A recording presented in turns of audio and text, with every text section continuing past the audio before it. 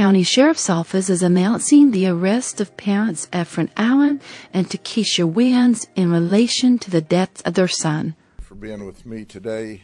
You know, we have a lot of press conferences.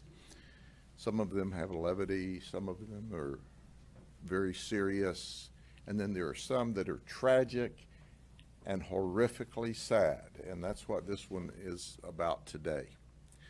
I'm about to release information to you that probably before I get halfway through this press conference, you will be thinking, why in the world is he saying these horrible things?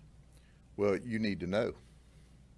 You need to know in the real world, when people don't do what's right, really, really, really bad things happen.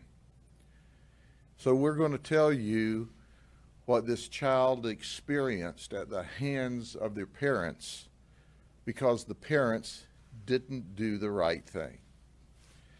I want to introduce you to the parents, Takesha Williams, who's 24, and Efren Allen Jr., who's 25.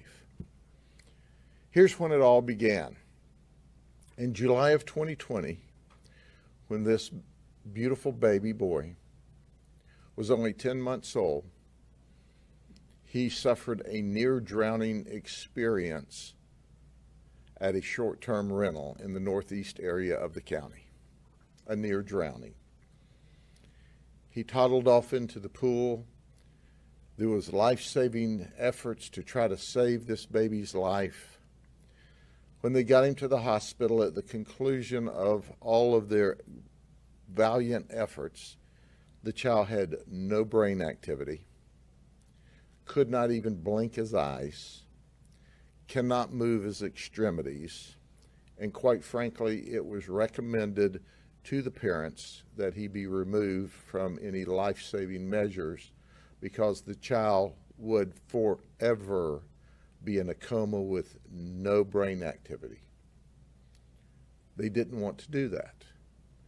So ultimately, these parents were sent home with their infant on a ventilator, a permanent ventilator, with a stomach tube. And health care, home health care 3 times a week. Now that went on for over 2 years. As of last October, the parents began to reject the home health care. Despite the health care company's best efforts, they would not be home, would not answer the door. So the last time home health care dealt with this child was in October of last year. Understand, all of this was occurring at absolutely no cost to the parents.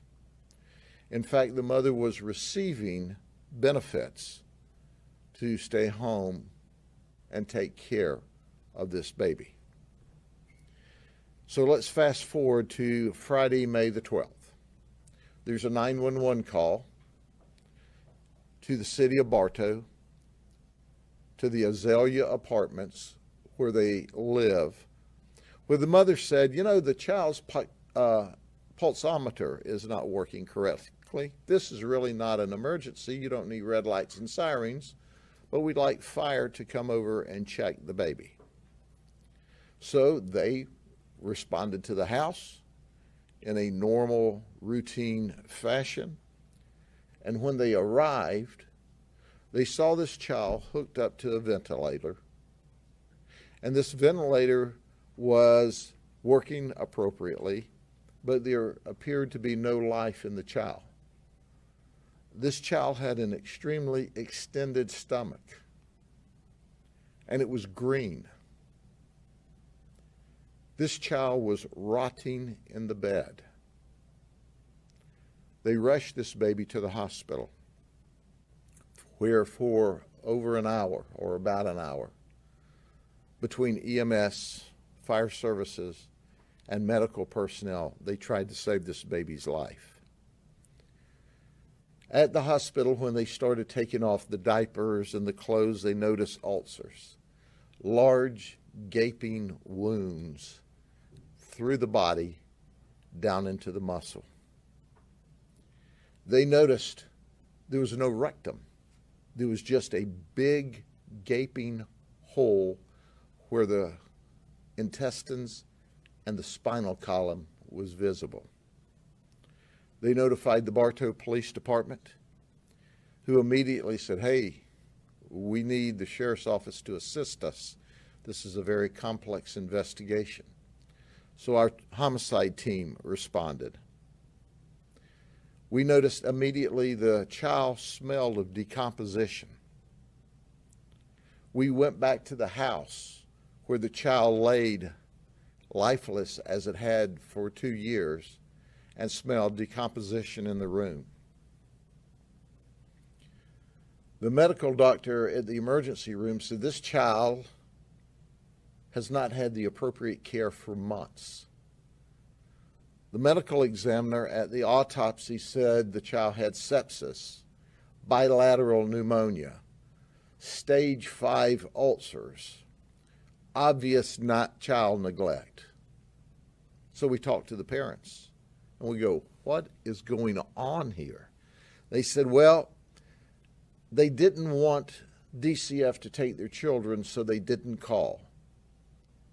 But they had tried to get more home health care. So we introduced ourselves to the potential health care providers, and they said, we accepted them. We went there and wanted to see the child. They said, don't wake the child up today. This is just an introduction. And the next time they went, nobody answered the door. So obviously they were trying to create a facade or to say, well, we asked for help. They let this baby rot and die in its bed. I've done this for 5 decades. I have seen thousands of children abused, hundreds of children murdered at the hands of parents. I have never seen the horror that we saw with this poor child at the hands of these 2 folks. I talked to all the detectives in the room.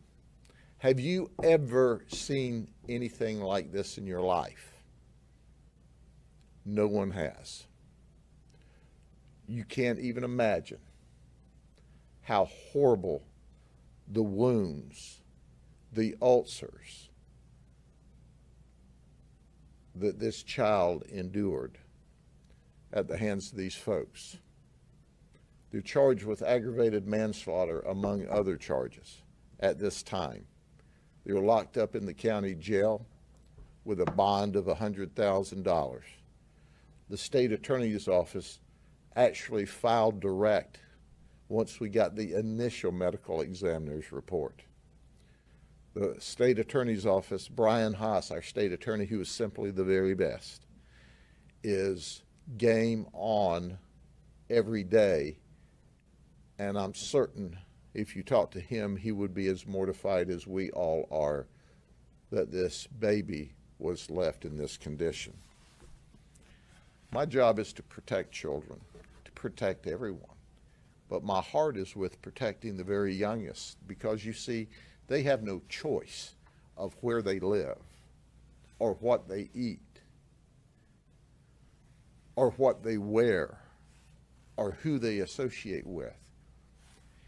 It's up to parents to make the right decisions.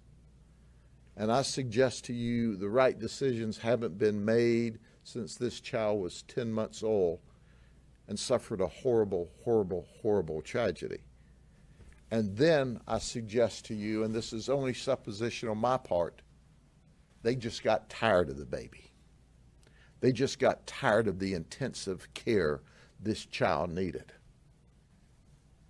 And as a result, the child laid there and suffered and suffered and suffered till finally there was no life left in the baby. There's nothing else I can tell you. If you have any questions, there's still nothing else I can tell you. You know what we know. The other children, do they appear to be in good health? The other children appear to be in good health. Sheriff, beyond what the legal system can exact on these two, what do they deserve? Well, the legal system can only do what the system can do, but God's not happy. And it'll be up to God past what the legal system can do. But there's no way, no ability to imagine the torture this child has endured. I'm not exactly sure how to phrase this, but is there any part of you that says at least the child appears to have been unconscious for this entire time? The indication to us is the child has been comatose from the very beginning, to the point there was no reaction. The child couldn't even blink his eyes. So my prayer would be that the child was in a deep enough state that he wasn't aware of what was happening to him. But I don't know that.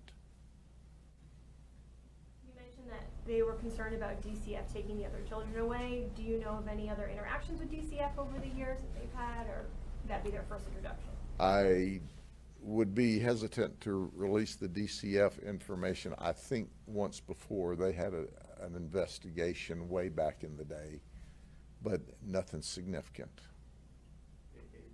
So is there a chance that these children will be removed from? Well, first off, they they're have in to jail? they have to be removed because they're in jail, and ultimately our goal is to send these folks to prison for just as long as we can send them to prison, and then from there God's got to take over. But I've never seen it. There's not words to explain this. There's not words to describe this. You think in this world we live in, it's impossible for parents or anyone to treat a child like this. They let this baby lay in that bed and rot to death. Were you able to look at the pictures? All of them. The pictures were horrific. It was even more horrific for my detectives and supervisors who were there and had the horrible stench to go along with it. It is just, there's no words to explain it. And I've seen some really bad stuff in my career. I have never seen anything like this. You will never unsee this. If you live to be 100 years old, you will never unsee this.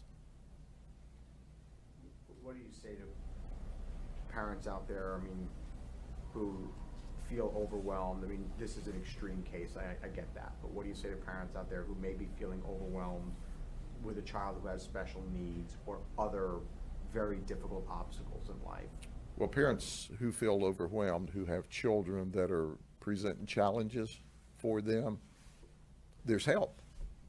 You only have to reach out.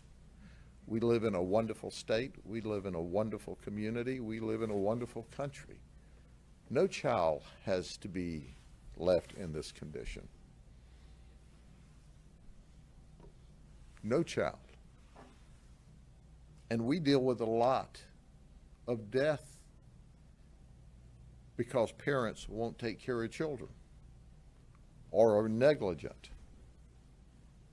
I've never seen anything like this, and this is just my supposition. I told you.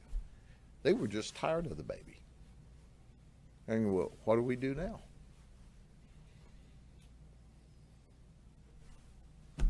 It's bad. We'll see you on the next one. I'll promise you it won't be as bad as this one, no matter how bad it is. Take care.